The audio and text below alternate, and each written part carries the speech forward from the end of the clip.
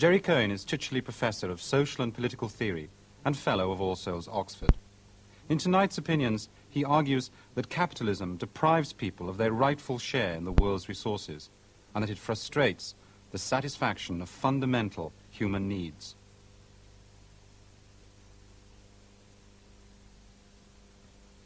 I'm going to start with a story which was told by the American cartoonist Al Capp.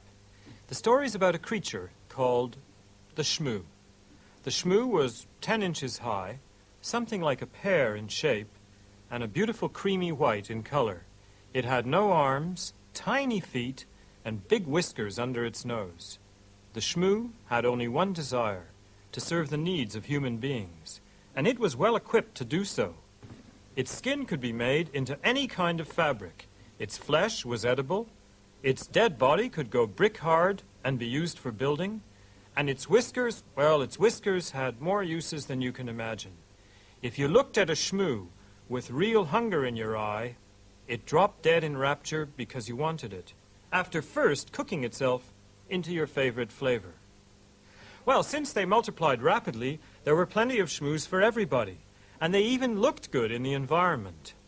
Almost everyone approved of the shmoos.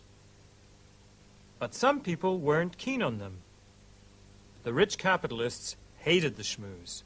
Since shmoos provided everything people needed, nobody had to work for capitalists anymore, because nobody had to make the wages to buy the things capitalists sold. And so, as the shmoos spread across the face of America, the capitalists began to lose their position and their power, and this made them take drastic action. They got the government to tell the people that the shmoo was un-American. The shmoo was causing chaos, undermining the social order. People weren't turning up for work, and they weren't going to the department stores to buy anything. Well, the government propaganda convinced the people, and the president ordered the FBI to gather the shmoos and gun them down. Then things went back to normal.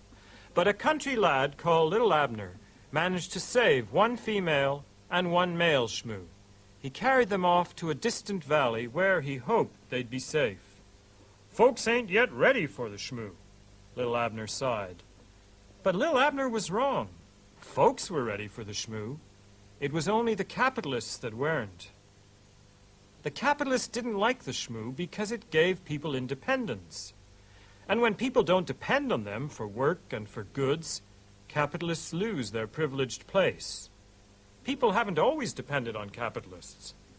They never, of course, had shmoos, but they did have land, and the things they get from shmoos in Al Capp's story, they got by working the land in pre-capitalist history. It's true that they didn't keep everything they produced on the land. Monarchs and their hangers-on and various lords and ladies were usually able to take quite a bit of their product.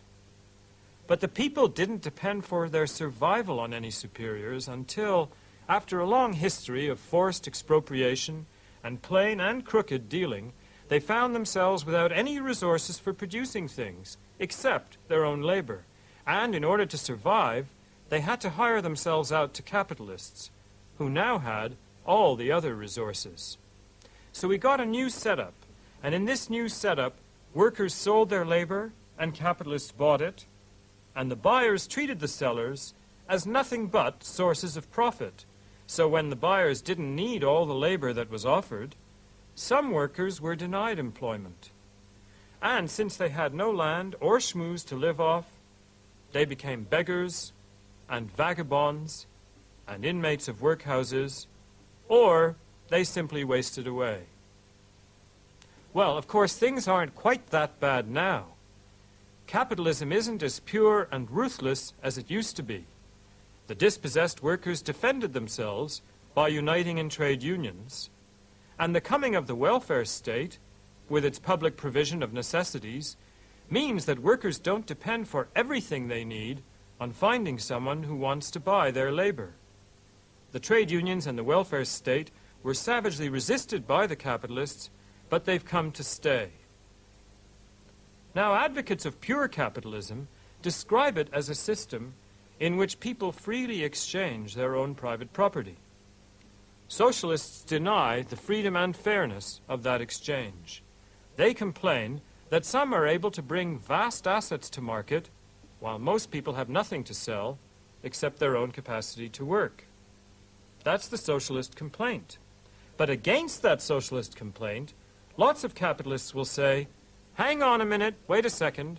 It's true that I have vast assets now, but I started with practically nothing except my own talent and courage, and it was by using them that I made my pile. You can't talk about lack of fairness. I had no unfair advantage in the race for wealth. Well, the socialist might reply that it's pretty rare these days for a capitalist to begin with brains and grit alone, but I want to focus here on just such self-made capitalists, since their wealth does look pretty legitimate. Well, if you think about that wealth, what's it made of? In its immediate form, it's just bits of paper, records and ledgers, share certificates, and so on. But the reason why those things are valuable is that they entitle their possessor to material resources, to raw and transformed parts of nature, to iron ore that's been turned into steel, to factories and energy and power lines and tracts of land and minerals under the sea. The capitalist is happy to tell us how he got all that stuff. He says, look, I got it through my own hard work and enterprise. I didn't get it from my parents. I didn't get it by stealing or cheating. But we can ask a deeper question, a question which is much more difficult for him to answer, a question which is prompted by the realization that everything he owns, everything, either is or was made of something which once was nobody's private property. The deep question is, how did it come to be anybody's private property in the first place? You see, the capitalist says that he got his wealth through free market exchange. And that means that he's defending his title to it by invoking the title of those who transferred it to him. But I'm asking, what was the source of their right to it? The fact that they got it from still earlier owners? Well, that kind of justification can't go on forever. Eventually we're going to be pushed back to the very first private owners of land and the raw materials of nature. And they didn't get them from earlier legitimate owners. They simply took nature's resources. And I'm asking, what gave them the right, not merely to use the world, because that's okay, but to establish permanent, bequeathable private property in it, so that others could no longer use it freely? What gave them that right? The self-made capitalist explains how, through honest industry and straight dealing, he accumulated an enormous amount of private property. But why was there that private property to accumulate in the first place? No story about the exchange and accumulation of private property can justify the transformation of things into private property in the first place. The fact that the world's resources were once privately owned by nobody and then grabbed supports the socialist idea that they should be restored to the people as a whole. But now I want to look at a different line of defense of capitalism, which says, come on, forget about past history, let bygones be bygones, don't be obsessed with the misty origins of capitalism. It doesn't matter how capitalist property came into being. Whatever the origin of capitalism was, it's an excellent system, since even the poorest people do better under capitalism than they would in any other form of economy. Well, the argument for the idea that capitalism promotes human benefit is pretty familiar. It goes something like this. Capitalist firms survive only if they make money, and they make money only if they prevail in competition against other capitalist firms. Since that competition is severe, the firm to survive has to be efficient. If firms produce incompetently, they go under. So they have to seize every opportunity to improve their productive facilities and techniques so that they can produce cheaply enough to make enough money to go on. It's admitted in this justification of capitalism that the capitalist firm doesn't aim to satisfy people, but the firms can't get what they are aiming at, which is money, unless they do satisfy people, and satisfy them better than rival firms do. Well, I agree with part of this argument. Capitalist competition, it has to be acknowledged, has induced a remarkable growth in our power to produce things.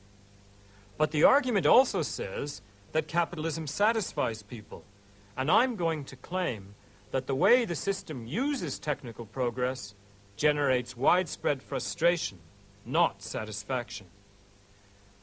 My anti-capitalist argument starts with the very same proposition with which the argument praising capitalism begins, namely this proposition: the aim of the capitalist firm is to make as much money as it can. It isn't basically interested in serving anybody's needs. It measures its performance by how much profit it makes. Now, that doesn't prove straight off that it isn't good at serving needs. In fact, the case for capitalism that I expressed a moment ago might be put as follows. Competing firms trying not to satisfy needs, but to make money, will in fact serve our needs extremely well, since they can't make money unless they do so. Okay, that's the argument. But I'm now going to show that the fact that capitalist firms aren't interested in serving human needs does have harmful consequences. Recall that improvement in productivity is required if the firm's going to survive in competition. Now, what does improved productivity mean? It means more output for every unit of labor. And that means that you can do two different things when productivity goes up. One way of using enhanced productivity is to reduce work and extend leisure, while producing the same output as before. Alternatively, output may be increased while labor stays the same.